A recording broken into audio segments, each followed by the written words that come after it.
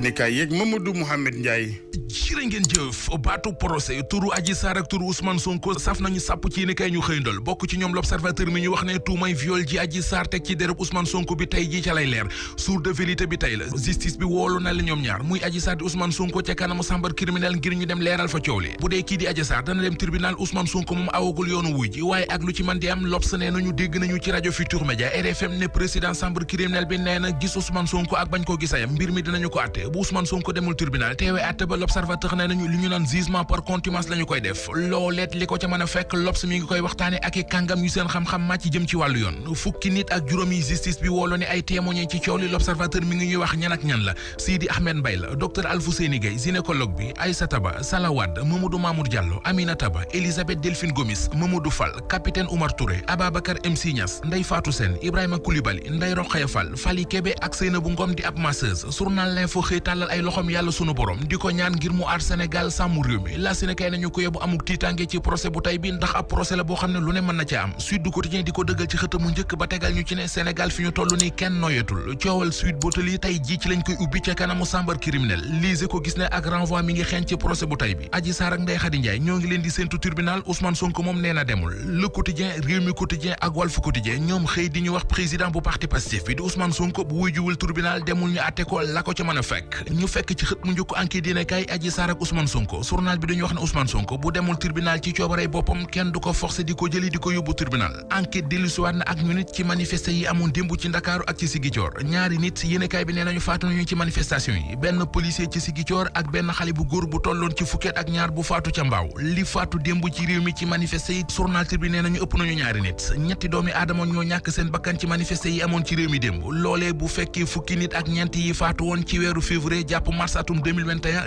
lépp dafay doon fukki doomi aadama ak juróom-ñaar yu ñàkk seen bakkan ci réew mi ndax massage yu Adji Sarr beeg Ousmane Sonko bi këriñ luy boy ba xonq cooy journal Le Témoin gis na ne suñu réew di Sénégal ci la toog jamono ji te yëf yi mi ngi bëgg a jéggi dayo ndax dund nañu démb fitna ju rëy ci Ziguinchor ci Ndakaaru ak yeneen i diwaan yu nekk ci réew mi am na benn policier bu accidenté ba faatu am na benn manifestant bu faatu ci Ziguinchor am na it beneen manifestant bu faatu ci Kër Mbay Fall Libération bind ne am na ñetti bakkan yu rot démb ci Ndakaaru ak ci Ziguinchor source nañu mbir yi tàmbali naa jaxasoo Ousmane Sonko mi waral coow leeg mbambuli mën nga lëlu ca këram ci Ziguinchor leader yu Yewwi Askan Wi demoon Ziguinchor ne dañu koy jàppale source mi ngi ñuy xamal ne ñoom it fa ñu leen loger dañu koy nëbb Abdoul Mbaye ci waxtaan yu mu xëy def ak waa source ma nga fay xamle ne ci sama xalaat li gën ci Ousmane Sonko mooy mu demal boppam tribunal taxaw ñu àtte ko au lieu ñu koy forcer di ko yóbbu ci xew-xew yi xew ci réew mi journal Bës Bi Le Jour ak tiitaange la ci am la yóbbu Ousmane Sonko ak Adji Sarr lii Quotidien mi ngi ñuy wax ne waa F24 li ñu bëgg moo di ab procès bu jaar ci yoon te tëddee njaaxaanaay société civile gi ci réew mi ak ni ñu taxawee ci coowal Adji Sarr leeg Ousmane Sonko li Le Témoin nee nañu jeunes yu COJER yi ñoo ngi koy ñaawlu bu baax a baax ak parparloo la ñu ci gis Moussa Sow coordonnateur bu COJER moom ak jeunes yi mu bokkal COJER nee nañu ci journal Le Témoin ne gis nañu ne société civile bi ci réew mi tëddeewul njaaxaandaay ndax Ousmane Sonko munu fee nekk def lu muy def fi lu ne weng yoon woolu ko mook Adji Sarr ngir ñu taxaw war koo leeral Ousmane Sonko bëgg a taxaw taal dëkk bi bay woo jeunes yi réew mi ci combat boo xam ne seen yoon nekku ci ndawi COJER yi ne jeunes yi ci boppam ñoo war a bañ loolu